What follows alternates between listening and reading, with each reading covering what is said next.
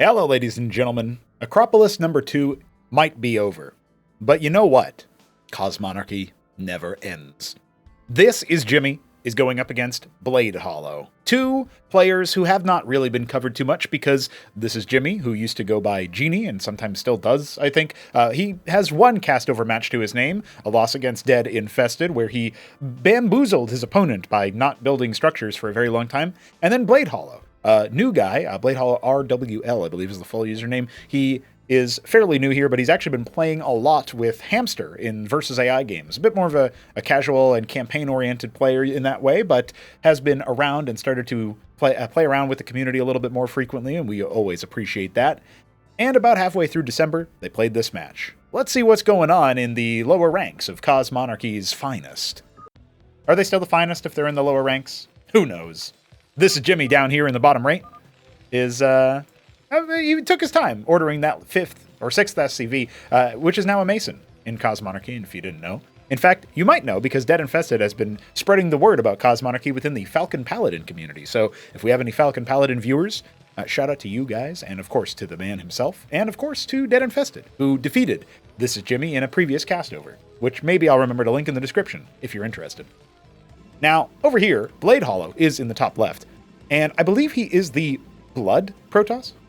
Indeed. While This is Jimmy looks to me like he is the Alice Blue Terran. No, I'm going to say Glacial Terran. There we go. All right, I got the color correct. There is going to be a pylon into a gateway, and Bladehollow is just rocking it with the normal Protoss. Now, I was told by fairly good authority here that this is a replay where, I mean, you saw the file name there in the beginning. It was called Sorry Neblime, I Was Wrong. And that's in reference to This is Jimmy saying that Protoss is unbeatable. Now, I don't know if that means that This is Jimmy wins this match, which would be very interesting since he still has not made any production facilities. But, you know, it's a possibility. That being said, maybe he's just seen the light about how he might be able to claim victory. We will find out. Bladehollow getting a lot of minerals in the bank after his first gateway. I guess he might want to think about dropping some kind of secondary production facility, or of course a Nexus soon. He's really perplexed, just like the Dead Infested was. Where is the production facility for This is Jimmy? Why am I only now seeing a fulcrum? The answer eludes even myself, as the man with the bird's eye view. I am a crow after all, and Masons will be moving to the top middle? Where are they going? Yeah, he's moving to the 12 o'clock. I assume This is Jimmy has played Demilune before. It is a popular map, a port of Overwatch by Jujic, a stalwart member of the community who has been building maps for quite a while. This is Jimmy will be dropping a Watchdog, so he's aware of the Watchdog Scout strategy, where because Terran structures in Cosmonarchy all lift off, unless they're add-ons, in which case they can self-destruct to make room for new add-ons or new structures to be placed there. Repositioning is kind of the Terran thing. So he knows about this, but he doesn't know to make a structure before 2 minutes. Well, color me surprised. That being said, we're going up to 3 gate here, and a Rogue Gallery follow-up for Bladehollow. He is going up against a Goliath from This is Jimmy. You know, I'm already feeling like these are some pretty interesting starting conditions. And it's no better time for me to say it than now. We have a tournament, an informal for-fun event, where we're going to be casting in tournament fashion a bunch of games that are very much not the conventional tournament format. It will not really be kept score in a big way. It'll be based on who's available. I will be putting players together in bizarre fashions, and I will 100% look to see what I can do to make the games as silly, zany, and interesting as possible. It's an event called Winter War 2024, a sequel to the Winter Invitational of last year, and I'm looking forward to it. This is Jimmy is going to add a second fulcrum and drop a ministry on location. He's also expanding to 12 o'clock. I believe that is slightly off-center, but I could be wrong. That being said, we have the 3 gate with the Nexus follow-up, and it will be some Vagrants being added to the mix, courtesy of Bladehollow's Rogue Gallery. Double Goliath on the choke point there. I wonder what RWL stands for. Really white lads? I don't know. That was my first guess. He can tell me in the comments, of course. Go in triple Drakadin with a Barghest with the background. So Barghests have this behavior where when they're permanently cloaked, and when they attack, they uncloak, like all Protoss units do. And that attack will also mean that while they're decloaked, they provide an armor penetration buff to a pretty wide range of units. That's not super important under normal circumstances, but, you know, the 3 armor Goliath is obviously going to be something where you might want a little bit more efficiency. Your Dracodons don't have any armor pen, nor do your Ecclesiasts. Your Vagrants have 1, and the Barghest itself has 0, but it gives itself 1 just by attacking, so only its first shot would be not affected. That being said, we do have more than just Goliaths being made, although there is a 3rd Fulcrum on the way. I've never seen a Terran player not make scrapyards by now. I've been spoiled. And, wait, did he cancel the ministry? He did. He canceled his ministry to make a stockade instead. That is so bizarre. I never would have guessed that that is the way that he's decided to do it. Well, he's starting to do some add-ons down here as well. There is a 4th Fulcrum on the way. 1 Palladium, 1 Scrapyard. Nice little spread of opportunity here, and he's going to grab a Phalanx and perhaps some Blackjacks. No, the Matador. A man of taste and culture, putting what's proud above what's meta. Yeah, you're going to be seeing some zany things, and I speculate it won't be quite so this looking. It'll probably be on very bizarre maps, very strange game modes. You know, we've got a lot of custom game modes in Cosmonarchy and a lot of legacy maps and new maps that are a bit wild and a bit different. In fact, I was just playing one against Cannoli in a pseudo best of 3, and it's quite interesting. Maybe it'll be shown later on. Prostration stage, that's tier 3 for our Protoss player. Protoss have a unique mechanic in Cosmonarchy that allows them to basically ascend up their tech tree very, very quickly. The goal of it being that they can spend a lot more on their tech to unlock it out of order or sooner than what the other races can. However, they pay for that by obviously needing to spend more money on their units. And broadly speaking, their armies will not necessarily be as cost efficient once the opponent is on a similar tier of tech. So, for example, you might need tier 3 to compete with an enemy's tier 2. And, of course, the numbers could vary. That's the concept of it anyway, and in practice, we've definitely seen some interesting things. Now, the ministry is going to be rebuilt, and, of course, BladeHollow has no idea that there's a small army being put together over here. Nebelheim was hosting this game, and apparently, I'm not quite sure. I think he threw BladeHollow through the ringer, and I believe there were games other than this that these two played, but this is the only one that I got sent. All right, the Zealot has cited that the army is moving in. Now, what will this trigger BladeHollow to do? He sees a couple of Blackjacks, and he decides to go back home. I suppose that's a wise enough choice. He does have a lot of money that he could be spending on Prostration Stage, or indeed any units out of that. But right now, he's not actually doing too much here. The Shamans are going to help out a lot for the Goliaths. The Dracodon, I think the Striders are going to clear that out just fine. Yep, there's the attack speed increase from the Hierophant passive as well, and we are seeing thisisjimmy's force get absolutely shellacked. Now, back at home, he's got a lot of money in the bank. What can he do with this position? He's going to pull back with his Blackjacks and his Phalanxes, and he's going to be adding a lot more. Now, Terran armies can get very cost-efficient, but I wonder if BladeHollow feels like because he lost some workers or something that he should be playing more defensively. I think he realizes he should be moving across the map. He has no idea that Shamans are being built on site, including 3 of them in a queue. Good lord. Pariah coming out for our Protoss player, a very powerful melee unit that on pre-release just got buffed by 100 HP. Check that out. Zealots also got buffed by 30 HP. That's 3. Couple of mines alerting thisisjimmy that he's about to be impinged upon, but that's a good stun there. You can see the synergy already coming into play with the Phalanxes, just absolutely shellacking the Protoss ground force. Another mine hit that's going to isolate and immobilize a lot of those Zealots, and of course the splash damage is going to be pretty considerable. So it looks like BladeHollow doesn't want to continue the fight, and thisisjimmy was able to build enough units at his natural and get it running. He does have the Ministry up over here at the 12 o'clock. And actually, upon further inspection, it does look like that's correctly placed. So, no shade thrown to our Terran player. BladeHollow, on the other hand, does have a lot of money in the bank. He's kind of in the same position that thisisjimmy just was, except for he doesn't necessarily know how to break the ramp. So, he's massed his army all the way back in his main, and is potentially thinking about going for some air or something else that's going to be very expensive. Yes, he has dropped a single Stargate. We'll see what he wants to add in addition to that. He's still got a lot of Vespene. Okay, another Stargate. Interesting placement. Would love to see a Crucible in this general vicinity. Could empower everything except for the leftmost gateway if you put the Crucible right here, I do believe. including the incoming Stargates. Crucibles increase the production rate of structures. Basically, it's like a structure efficiency buff. It increases shield regen rate, fire rate for static defense, movement speed on lifted Terran structures in team games. That's a good one. Pretty much everything you can imagine as far as an attribute goes. If it, besides, they have to be completed, so it doesn't speed their warp-in process up. Although, you know what? Maybe it should. Comment below if you think Crucibles should increase the warp speed of structures. On the one hand, I feel like that's pretty niche because you usually put your Crucibles down before or after your production is already down, so I don't know if you would see it too much. On the other hand, if you have a neutrally placed Crucible somewhere on a map as a map feature, and it speeds up the process that you construct, say, a town center or a bunch of static defense somewhere, well, I could see that being very silly. But maybe it could be useful in UMS or something. A Potentate is coming on the way. That's interesting. Not very many people believe in the Potentate. We also have a bunch of Auroras. Well, Hit 'em Up believes in the Auroras. I'm sure Hit 'em Up will be happy to see Blade Hollow play. Right, Hit 'em Up? Comment below if you are Hit 'em Up. Comment him up?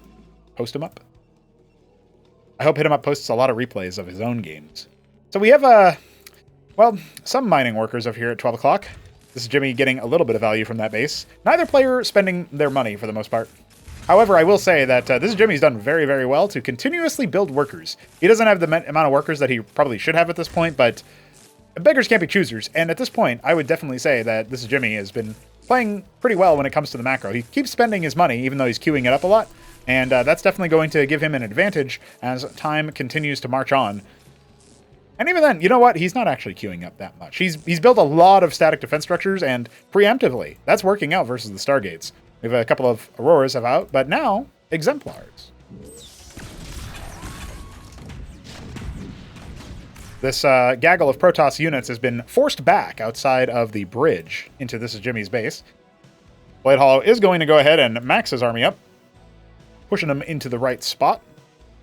This base will start to pay for itself. It probably already has, in fairness, and 100% something that I feel like Blade Hollow could be doing. I mean, he could be doing a lot. He's got a lot of money. For reference, I mean, that's like... It's 9 Nexuses and counting. He could almost make 10 Nexuses, just to put that into perspective. Now, the Auroras and the Barghest are definitely going to be able to kill this Phalanx. A little bit unfortunate there for This Is Jimmy, because he only has one more deployed. But the rest of the Protoss army is a little bit disjointed. Not a lot of splash damage, and the Pariah just absolutely wrecks face, as well as the Aurora explosions. This is going to be a dominant gameplay victory here, army victory for Blade Hollow. Once again, This Is Jimmy is going to be forced back into his base and see what he can make happen. Now, he never unparked these Phalanxes, so I don't think Blade Hollow can realistically defeat this position, but it looks like he's going to give it the good old college try, and like a lot of college students, end up being scraped off the floor with a broomstick. Well, maybe college was different where you went into. There you go, a rare indication of the Potentate getting its melee attack off. We saw that for a brief period of time there. The Pariah is still going to get a lot of value done here. So it has to be said that this one Pariah definitely has got it going on. There we go. You can see its attack speed going down after the passive proc. Oh no, he's going to get one. Ah, he almost got that other one off. Very, very good. Okay, well, Blade Hollow definitely sent his opponent back to the Stone Age when it comes to that, but look at the money in the bank for both players, especially Blade Hollow. Man, he could expand in... He could saturate and expand every base on this map, and also on the next map, whatever the next map is. Oh, the Monument of Sin. So the Monument of Sin is the capital production structure for Protoss. It creates 2 units, the Star Sovereign and the Anthelion. The Anthelion can teleport anywhere you have active vision of the map, and it sucks units into it, sort of like a gravity well. The Star Sovereign, by proxy, is much slower, does not teleport across the map, but it can glass terrain beneath it. So, if it shows up, we'll ooh and ah at the pretty lights. And if you want to see them being used in a higher tier game in terms of the gameplay, you can check out a castover that was called Dude, Star Sovereigns. It was uploaded pretty recently in the last week or so. It's between Nebline, grand finalist of Acropolis #2, and the Shambler, another player of Acropolis #2, who made it into the throne room stage. Now, we do have a couple more gateways being added here. Again, the money is absolutely astronomical for our Protoss player. This is Jimmy has started his Atlas, which will access tier 2 for him. And he's also adding plenty of phalanxes, Goliaths, etc., etc. His army is getting to a pretty okay size, not for this stage in the game compared to what we normally see, but he's also thinking about expanding to the top right. His hidden base, which is... I really can't understand how somebody with air units, no less, would not be able to see this, but it's no longer going to be hidden with BladeHollow's scribe arriving at the scene and seeing... Wait a second. What? Well, he hasn't actually looked at it yet. The Monument of Sin is complete. What is he going to make out of it? A Star Sovereign. Well, we might see that glassing after all. He still has not looked over here. Minimap awareness is maybe not his strongest feat, but...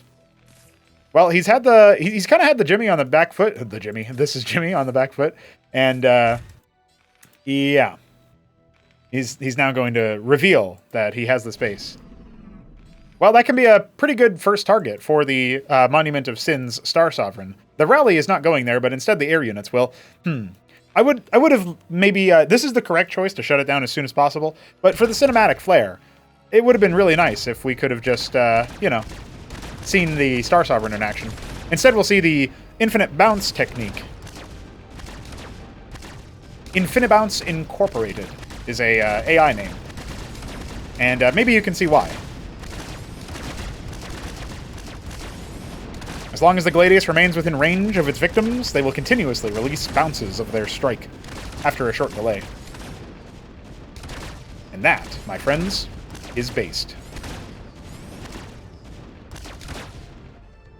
Interesting that he decided to attack with only the Gladiuses, and he didn't show his Exemplars. They come from the same structure, so showing that you have them is not really the biggest of things. There's a single Wraith and a single Maverick that are not going to be able to do anything over here, but it might scare him off. I said that as a joke, but apparently it did actually happen. There you go. Obviously, if there's nothing for them to bounce into, then they are just fine. Now, thisisjimmy is moving across the map. He does have Tier 2. He is making some advanced mech units from the mantles. Got the cataphracts on the way. Plenty more where that came from when it comes to the blackjacks, the shamans, and the phalanxes. It's going to be very difficult for his army to die, but the Star Sovereign does exist and will glass things, if given the opportunity. Auroras are moving to the bottom left. There's another base being set up in the top right that is already starting to harvest resources, and thisisjimmy's worker production has certainly fallen off. In fact, I believe he has less workers now after the ransacking of the 12 o'clock position than he had before. Exemplars can only strike at ground targets, so lifting the Ministry would definitely save that base much more handily. In fact, it's something he should have done a long time ago.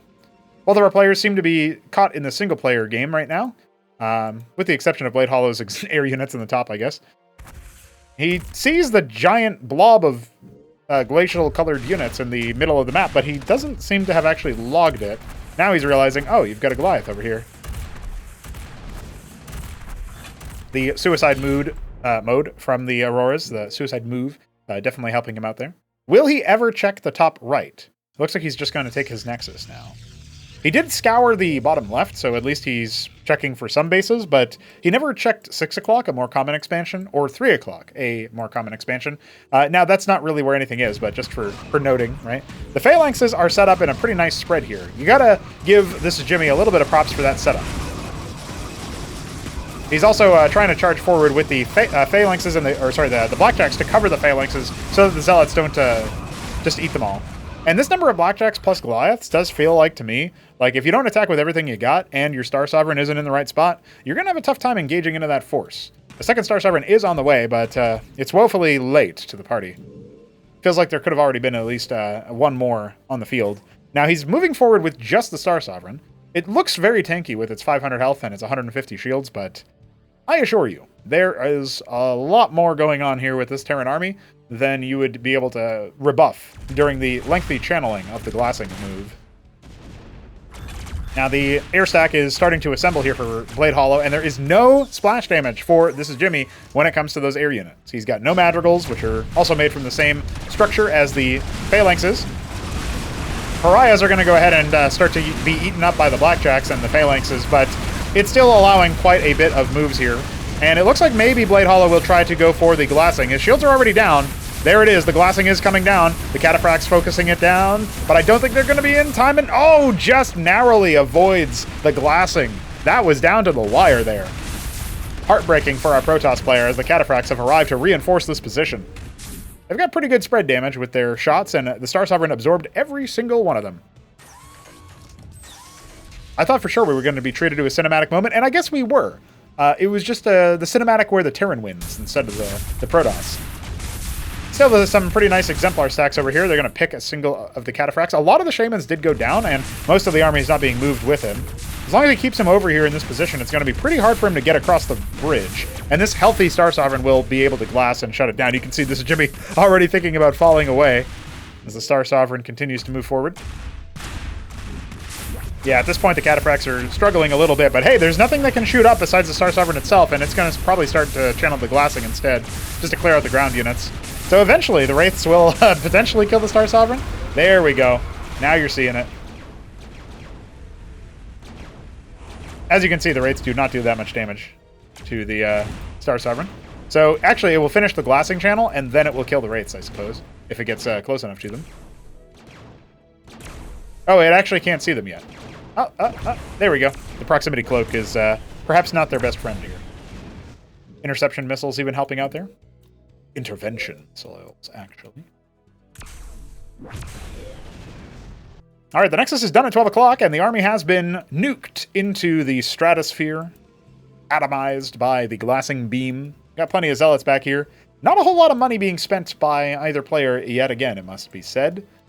Jimmy still, he's gained 4 workers since I last looked at the worker count. Make that 5. He was at 63 when I made that comment earlier about since he lost 12 o'clock, his money was a bit low. That being said, Bladehollow has not gone above 40, so I can't really trash him. All right, we get some workers now. He's queued him up. Hit him up, queue him up.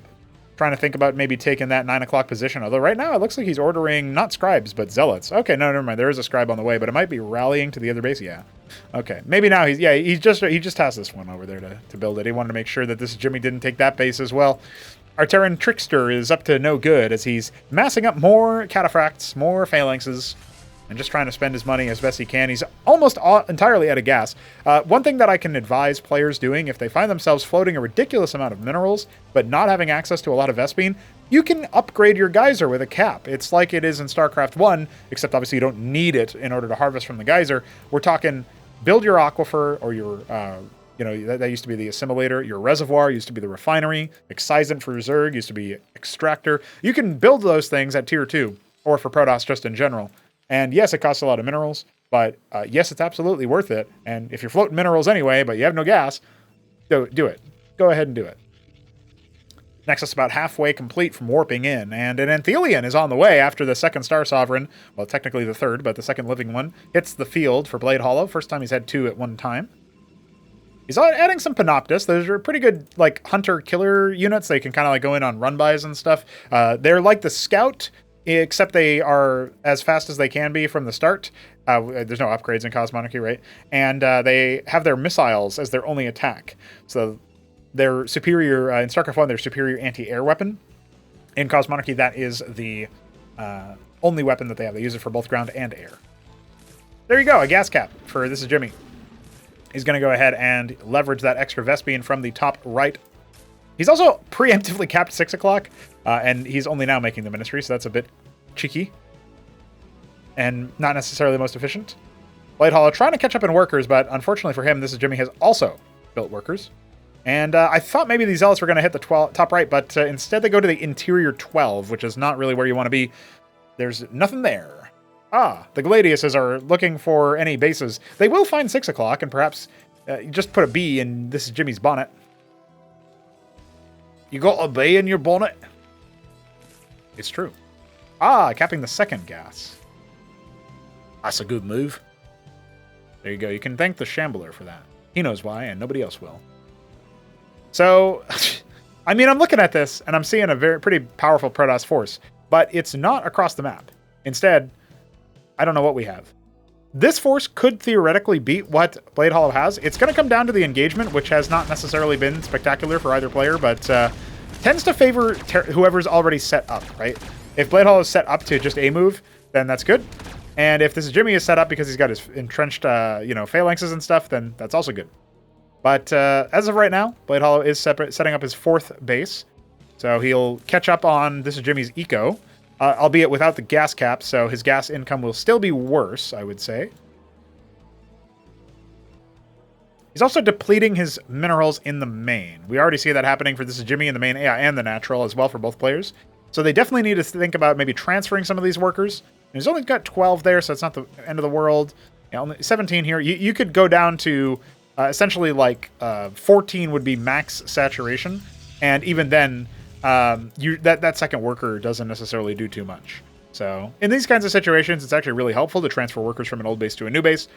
That doesn't come up too often in Cosmonarchy because I think most of the high-level players just build so many workers that they oversaturate and then they transfer when they take the base. And they don't usually transfer from a depleted base to a new fresh base because I guess for whatever reason that just doesn't come up too often.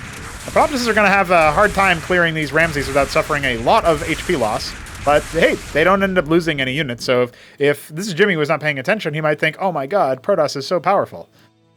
Which, he might not be wrong. Some watchdogs have arrived. They can indeed be sniped, and it looks like Thisisjimmy is going to have to protect his investment a little bit more aggressively. Still no dead Panoptists. Impressive stuff. You're seeing that hunter-killer capacity from BladeHollow right now. Oh, but if only the reservoir self-destructed and blew up the Panoptists, it wouldn't matter. They would just kill it instead. But yeah, you can see Thisisjimmy struggling to get his ground army across the bridge and back over here. It's very kind of like bally and slow. Well, he's got to watch out for his Anseals getting sniped. BladeHollow will not be responding to this threat in time, but he'll pick a couple of blackjacks on the way out before his 6 Panoptists, or maybe was it 5, end up getting slapped. He's forgotten about the 18 Zealots in Interior 12. He could definitely attack that top right base. Man, I can't wait to see what these players do on stupid maps and stupid game modes because they're already getting the stupid on. All in good fun, of course. We do have the mantles powering up and getting more and more forces. Usually, if you... these players don't strike me as the type who will go back and watch the replays. Maybe I'm wrong about that. But usually, if you go back and watch the replays and you see a lot of money in the bank and you see exactly what your opponent has, it's super instructive for figuring out like, oh, damn, there's a big period of time where I could have attacked and then I would have just won the game. Or, like those are like the critical things that you obviously see. But you can also see like, oh, that worker counter in the top right, it's workers and then military units is the second number. That worker counter in the top right, damn, that really would have helped me out if I just kept making that number go up. And instead it just kind of froze for a while, right? Now once again, Thisisjimmy's going to set up across the bridge, and this is going to be a death trap for all the Zealots. My god, man. The Zealots are really not having a good time making it through here.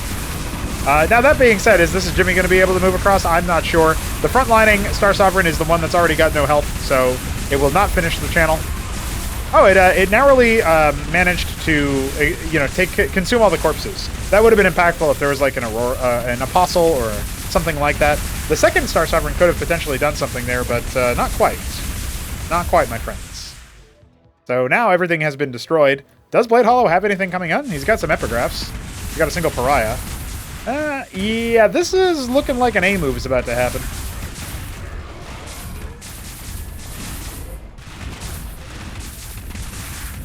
Yeah, I'm thinking Thisisjimmy might have actually just won this game. No wonder he titled this replay that way. We've even got a Mind Tyrant coming, just for 3 Crow.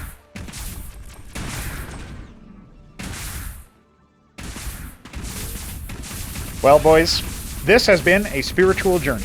We have arrived at the end of a 28-minute-long game, where the Star Sovereign will attempt to glass the ramp, I think. And maybe it'll actually work. If you're really smart here, you wait for the glassing to kick in, and then you just, like, back up with your army. And, yeah, BladeHollow is going to glass his own gateways. Pretty much all of them. Oh, no, the Cataphracts outrange it. Oh, that's horrifying. So he glassed his own infrastructure as a desperate move, and the Cataphracts, he just didn't care because the range on them was higher. The single Empyrean is all that stands between the hominid victory. Yeah. Terrans are a perfect suicide on my side, GG. That's pretty good, yeah. He sped up the process. He was helping him out. No way, Thisisjimmy said. He can't believe that he won. But goddamn did he. Well, ladies and gentlemen, that's a teaser for what might show up. Again, I think the games that we're going to be playing are going to be a bit truncated in that respect. They might go long, but I think they'll be going long for different reasons. I'm planning some very silly antics. I hope you guys are excited for this weekend for those matches. And for our regularly scheduled programming, where I'm going to be taking a look at more higher level players coming up pretty soon this week, just stay subscribed to this channel and catch you guys very soon. Other than that, though, we did get to see Star Sovereigns. That was pretty cool. I don't know what happened to the Anthelion, by the way. It might have flown off into the sunset, just left the map. And yeah, pretty cool shit, I guess. But shout out to BladehollowRWL and This Is Jimmy for sending that replay up. And congrats to This Is Jimmy for beating a Protoss for the first time. I do believe that, for the record, Blade Hollow did defeat This Is Jimmy beforehand. So there is that as well to think. And yeah. Oh, I also only now just noticed that BladehollowRWL's name is so long that it actually gets underneath Ahmed in the little match overlay there in the bottom left. So that's a sorting issue for me to fix in Photoshop. And by that, I mean, I don't think I will. I think I'll just shorten the name next time so that I don't have to deal with that. But that's because I'm a developer.